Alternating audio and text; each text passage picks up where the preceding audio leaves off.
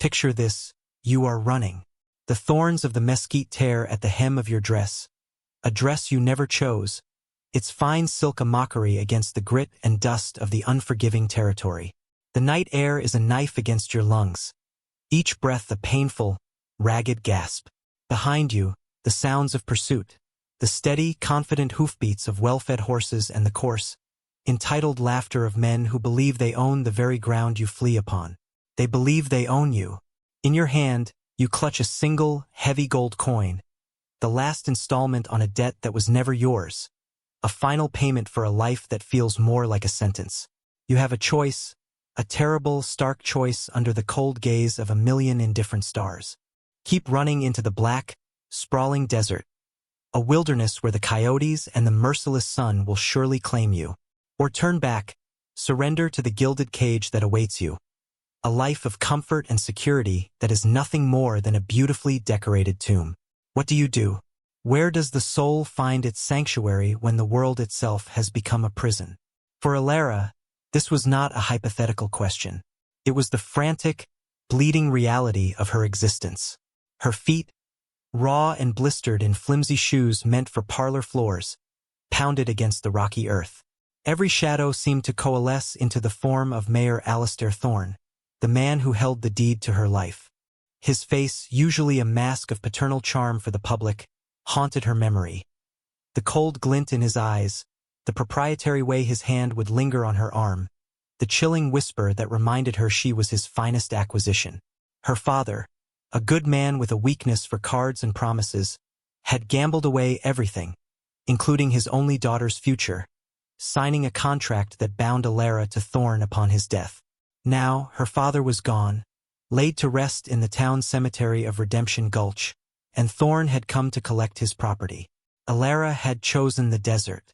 She had chosen the unknown peril over the certain death of her spirit. But the desert was a cruel master, and her strength was failing. The sounds of pursuit grew fainter, perhaps lost in the winding arroyos, but her body was reaching its limit.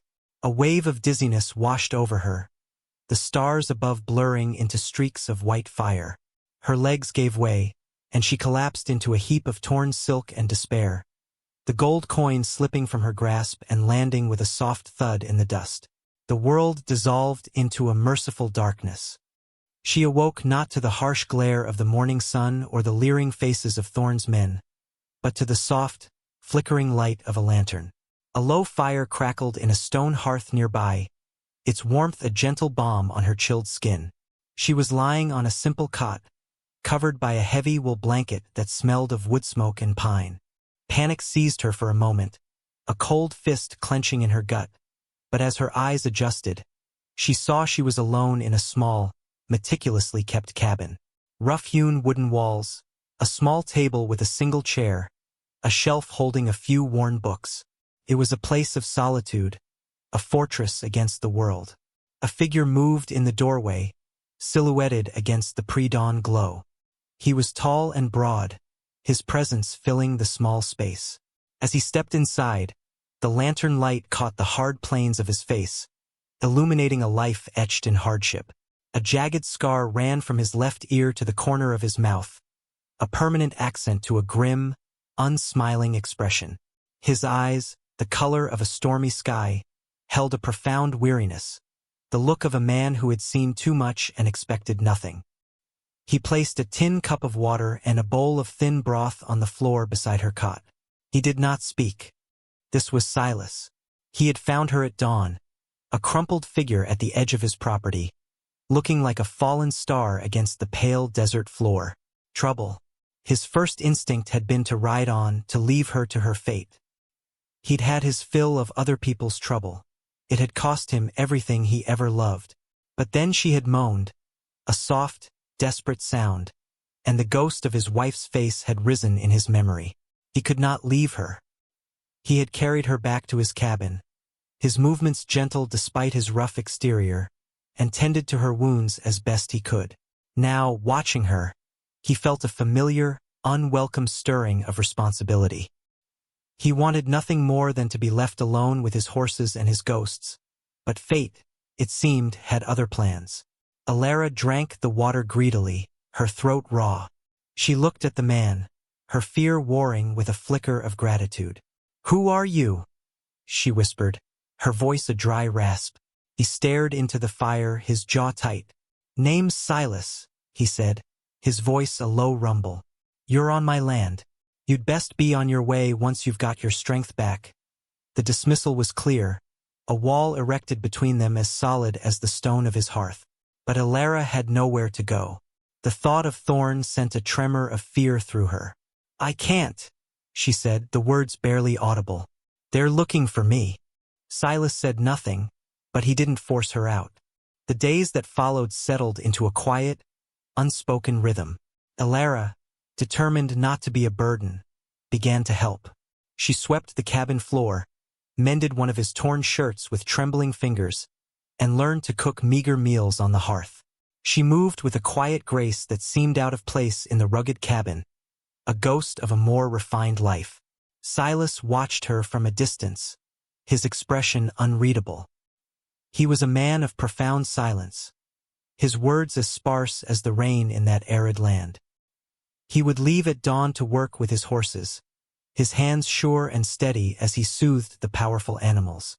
He moved with a purpose that spoke of a deep connection to his work, to the land. Alara found herself watching him, drawn to his stoic strength.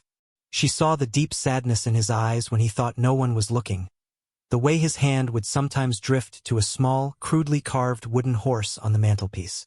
One evening, a storm rolled in, a violent tempest that shook the very foundations of the small cabin. Rain lashed against the windows, and thunder cracked like the sky was breaking apart. The fire in the hearth was their only defense against the raging elements, a small beacon of warmth and light. The storm seemed to mirror the turmoil inside them both, and in its fury, the walls they had built between them began to crumble. "You never said who's looking for you?" Silas said, his gaze fixed on the dancing flames. Alara flinched, the question she had been dreading finally asked. She took a deep breath, the story pouring out of her in a torrent of hushed, desperate words. Her father's debts, the contract, Mayor Thorne's obsession, the gilded cage he had prepared for her. "He owns me," she finished, her voice breaking. "He has a piece of paper that says I belong to him." Silas turned to look at her then, his gray eyes piercing. "A piece of paper doesn't give a man the right to own a human soul." The words were simple, yet they held the weight of an unshakable conviction. In that moment, Alara felt a sliver of hope, the first she had felt in years. She saw past the scar and the silence to the honorable man beneath.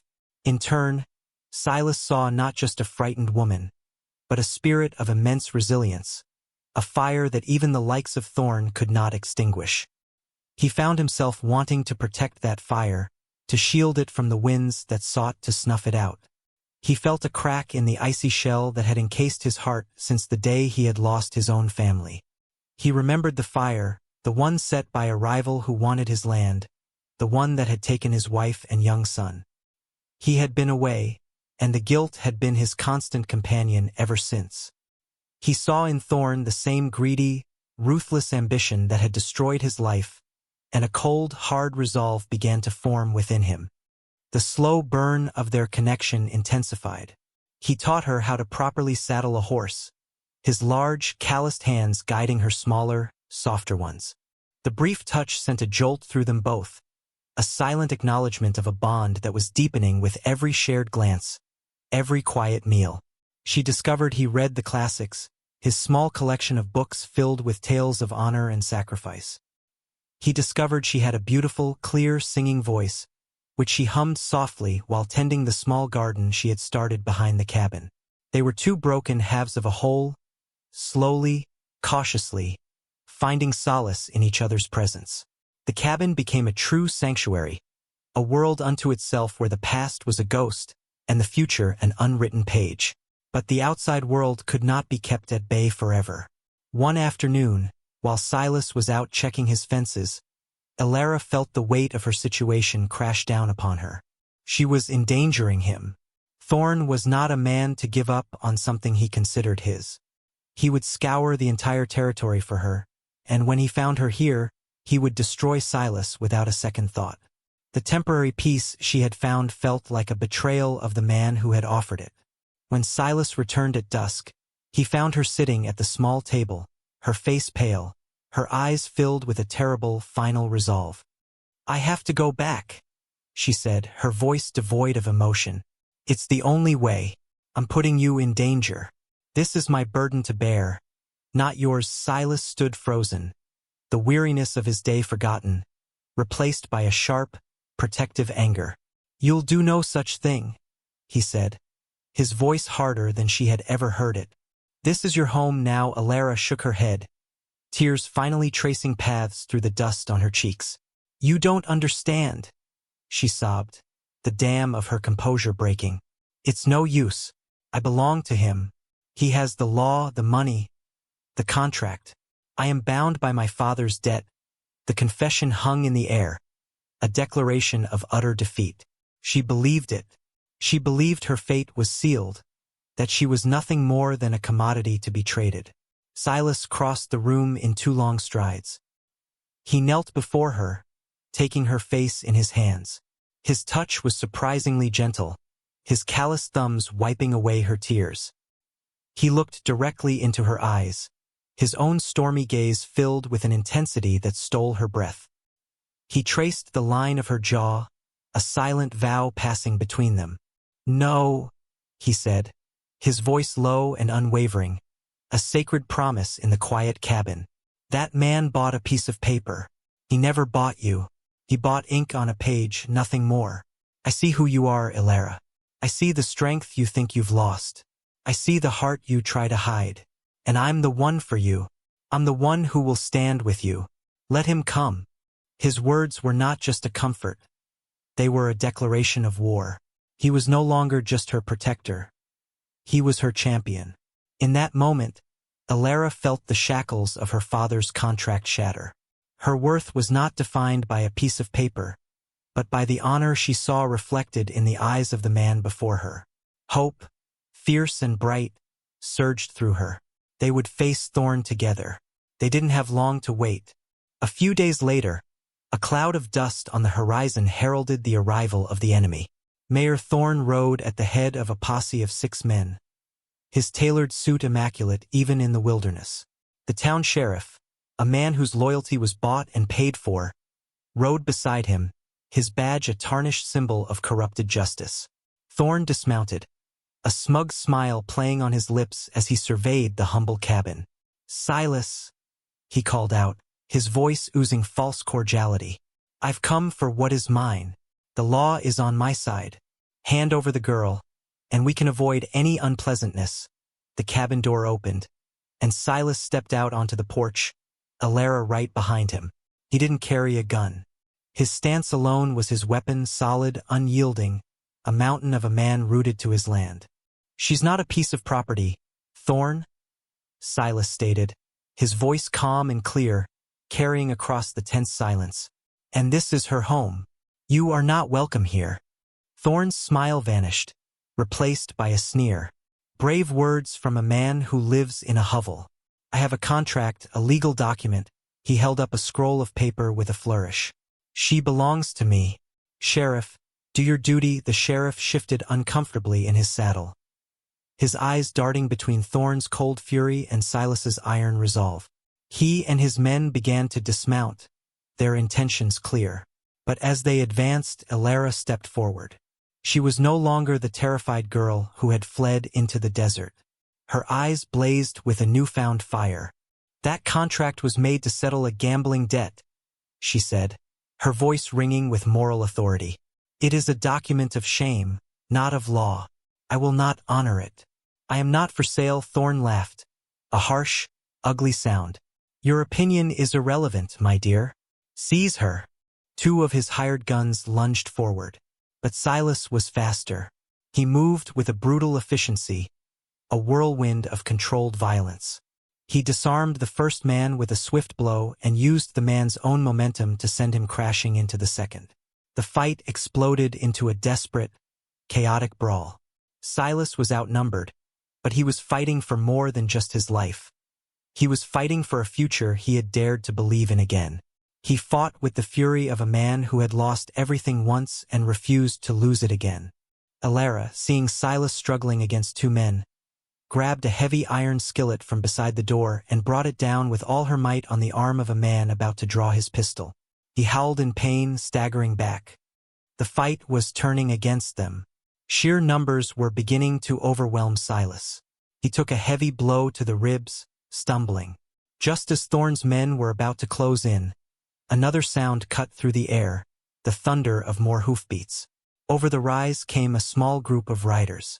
At the lead was Samuel, an old ranch hand who had worked for Silas's family years ago, his face a leathered map of hardship. He and the others, a blacksmith, a shopkeeper, a few farmhands, were people who had long suffered under Thorn's thumb, their lands threatened, their businesses squeezed. They had seen the posse ride out and, inspired by whispers of Silas's defiance, had finally found their courage. They brandished farm tools and old hunting rifles, a makeshift army of the oppressed. Samuel reined in his horse. "This ain't your town anymore, Thorn," he growled. "We're done being afraid." The sheriff looked at the armed townspeople, then back at Thorn's snarling face, and his already weak resolve crumbled. He held up his hands. "This is a town matter now," he declared, backing away. Thorn's hired guns, seeing their employer's power evaporate before their eyes, lost their nerve. They were paid for intimidation, not for a full-blown rebellion. One by one, they lowered their weapons and melted back toward their horses. Alistair Thorn stood alone, his fine suit covered in dust, his face a mask of disbelief and impotent rage. His power, built on fear and paper, had been broken by courage and community. Defeated, he scrambled onto his horse and fled, the jeers of the townspeople following him like a judgment. In the aftermath, the small cabin was filled with the warmth of shared victory. Samuel and the others gathered around Silas and Alara, their faces alight with a new, fragile hope. They were no longer just scattered individuals. They were a community, a found family forged in the crucible of defiance. They spoke of the future, of rebuilding Redemption Gulch into a place worthy of its name. As the sun began to set, painting the sky in hues of orange and purple, the others departed, leaving Silas and Alara alone on the porch. He was bruised and sore, but his eyes were clear and full of a light she had never seen before. She gently touched the cut on his cheek. They didn't need words. Everything they felt was in that simple, shared look. He took her hand, his fingers intertwining with hers, and together they watched the last sliver of sun disappear below the horizon, embracing the quiet promise of their new beginning. What is the true measure of a person's worth? Is it the gold they possess, or the courage they show when standing for what is right? Is a bond sealed by a legal contract stronger than one sealed by honor, sacrifice, and love? We all face our own versions of Redemption Gulch, our own tyrants who tell us we are bound by circumstances we did not choose, by debts we did not incur. We are told that our future is written in ink on a piece of paper. But is it? Or is it written in the choices we make, the love we dare to accept, and the family we forge in the fires of adversity? If you believe that courage can rewrite any contract, and that a found family is the truest home a heart can find, then share this story. Let us know in the comments below what you would have done in Alara's place. And please, don't forget to like and subscribe for more stories from the heart's unyielding frontier.